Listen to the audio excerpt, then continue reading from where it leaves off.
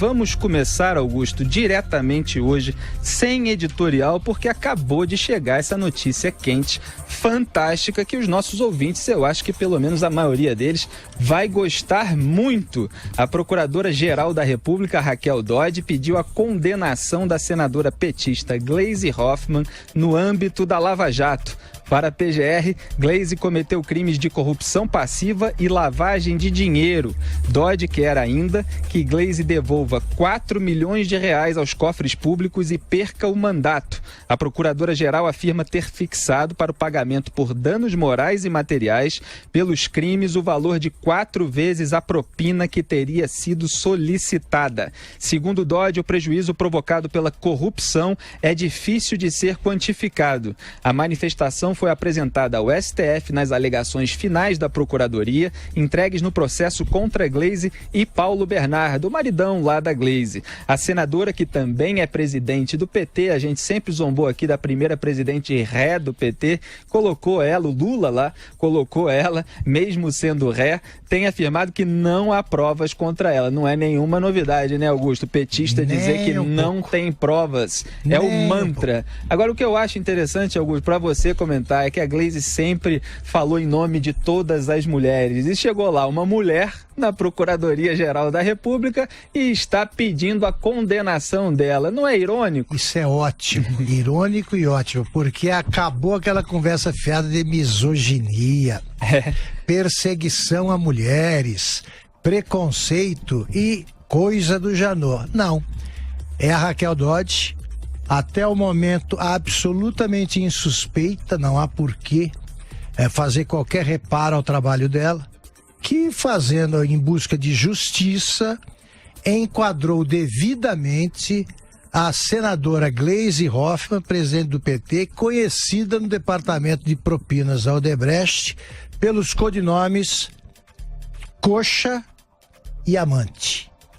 Então chegou a vez dela, que continua exalando arrogância no Senado, cobrando todo mundo, dizendo que o novo governo é que provocou desemprego, que o Lula e a Dilma governaram para os pobres, governaram em favor dos ladrões do partido, e entre eles figura o casal Paulo Bernardo e Gleisi, ou Gleisi e Paulo Bernardo, por ordem de importância. E ao pedir a condenação da Gleisi, a Raquel Dodge escreveu também que não se nega que os denunciados têm atualmente projeção política. Em razão disso, ludibriaram os cidadãos brasileiros e, sobretudo, os seus eleitores que os escolheram para o exercício dos mandatos. Não há dúvidas de que o delito perpetrado pelos imputados causou abalo moral à coletividade, em nome da qual o PT sempre fala, interesse esse que não pode ficar sem reparação. E aí, Zé Maria, você tem acompanhado Gleisi Hoffmann aí em Brasília? Ela andava preocupada com isso? Ela se preocupa com alguma coisa ou está sempre com aquela pose, com aquele nariz empinado? Inclusive ela é chamada aqui de narizinho, né? Exatamente. Aparentemente não, mas é só aparentemente. Felipe, nós já falamos aqui que esse pessoal está encrencado. Aí coisa de mais 5, 6 anos, vai demorar um pouco, mas não é o único inquérito e o único processo contra a Gleisi Hoffmann e o marido dela, o ex-ministro Paulo Bernardo. Essa já entrou no Partido dos Trabalhadores já com problemas. Ela não se deslumbrou e foi corrompida na presidência do PT, não. Ela já entrou na presidência do PT corrompida e denunciada, né? E a situação é a seguinte: não adianta, todos esses inquéritos terão um fim, serão políticos aí condenados a mais de 100 anos de prisão. Eu conversava com pessoas ligadas aqui ao julgamento do senador Renan Calheiros sobre exatamente essa situação. E ele dizendo, né, que os juízes estão mesmo empenhados em todos os lados, não é só Lava Jato, onde acontecer um processo, um inquérito, ele vai à frente. E aqui o Renan foi condenado, isso em Brasília não é na área penal, mas na área civil, né, a devolver R$240 mil, é o caso da ex-mulher Mônica Veloso, corria em segredo de justiça, né, e a condenação, ela é meio civil e meio penal, mas não determina prisão, mas a perda da função pública. Ele pode apelar, né? Se ele não apelar, ele já perde imediatamente o mandato. Ou seja, o cerco está se fechando, Felipe. Não é muito rápido, não, mas também não vai ser um espaço de 20 anos, não. E esse dia é tão histórico, tão importante, que eu vou ler mais um trecho. O antagonista deu em primeira mão aí esse pedido da Raquel Dodge, está soltando várias notas com os trechos do pedido, e eu vou ler aqui mais uma, que ela argumentou que a pena da Gleisi deve ser maior do que a média por ela ser política. Então, as palavras da Raquel Dodge: em perspectiva mais ampla, que não se pode perder de vista, não faria nenhum sentido que um político experiente e proeminente manipulasse grosseiramente o sistema político eleitoral de um dos maiores estados da federação e ainda assim recebesse pena inferior sequer à metade do espectro da apenação. A fixação de pena próxima do mínimo legal tenderia, nessa ordem de ideias, à própria negativa de vigência do preceito secundário do tipo penal. E nas alegações finais, a Raquel Dodge deixa claro que é preciso mostrar para a sociedade que o crime não compensa.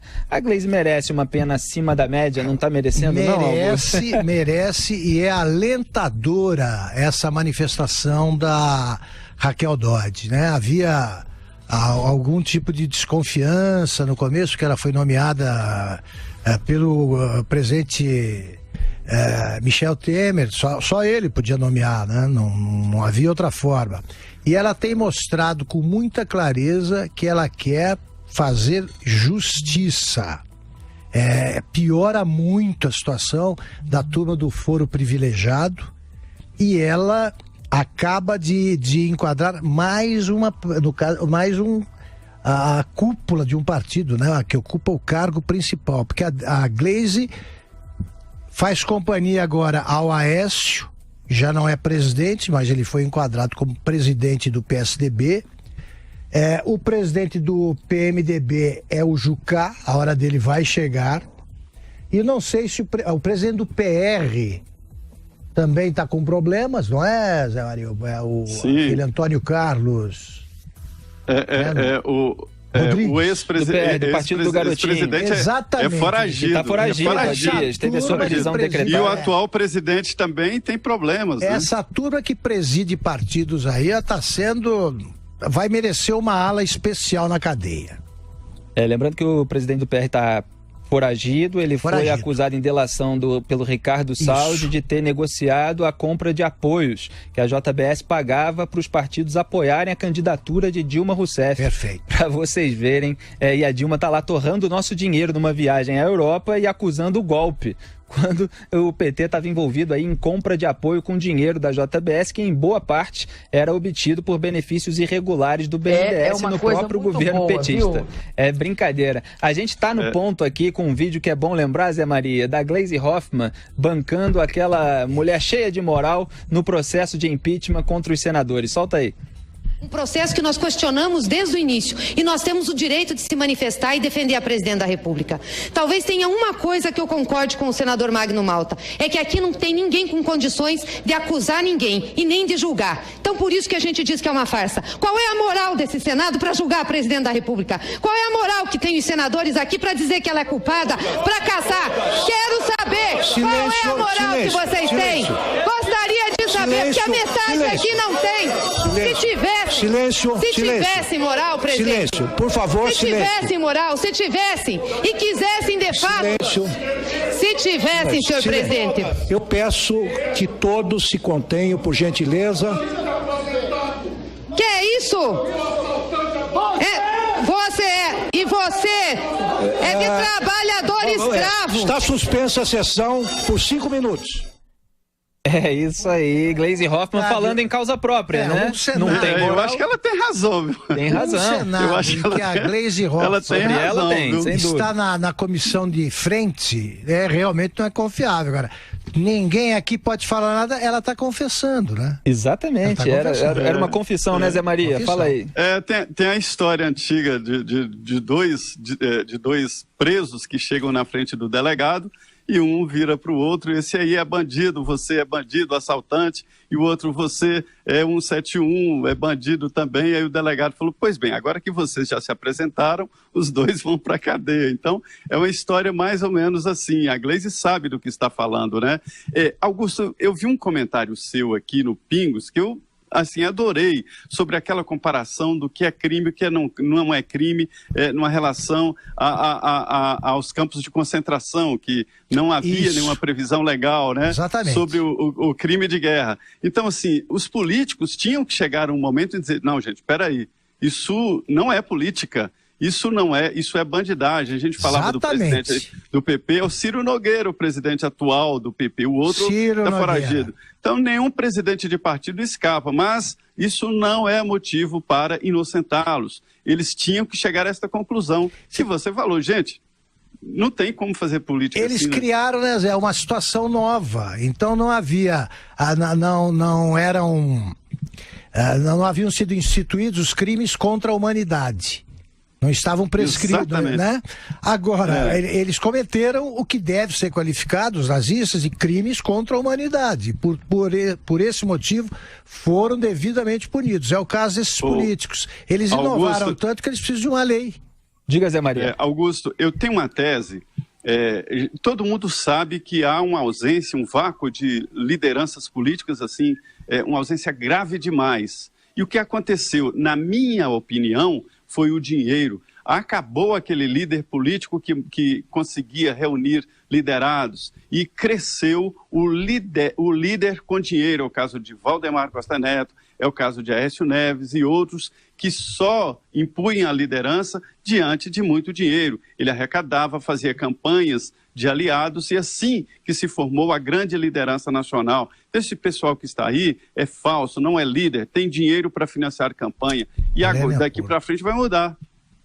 É isso aí, Zé. Esperamos que mude mesmo. E mais um trechinho do pedido da Raquel Dodge, que isso aqui tá bonito demais, Augusto. Tá bonito. No presente caso, Gleisi Hoffmann e seu marido, que é o Paulo Bernardo, se cuidam de políticos experientes. Ambos receberam valores em função de cargos que materializam, em essência, a outorga do povo do estado do Paraná. Portanto, atenção para esse trecho, hein? Mais do que a corrupção de um mero agente público, houve corrupções em séries por titulares de cargos dos mais relevantes da República, cuja responsabilidade faz agravar sua culpa na mesma proporção. Que coisa linda. Acho que eu vou pendurar na parede, né, Augusto? Eu acho que merece, porque tá aí, né? Uma substituta que supera amplamente em competência e objetividade o Rodrigo Janot. E em português. E é português corretíssimo. Um texto muito bom, muito bem feito.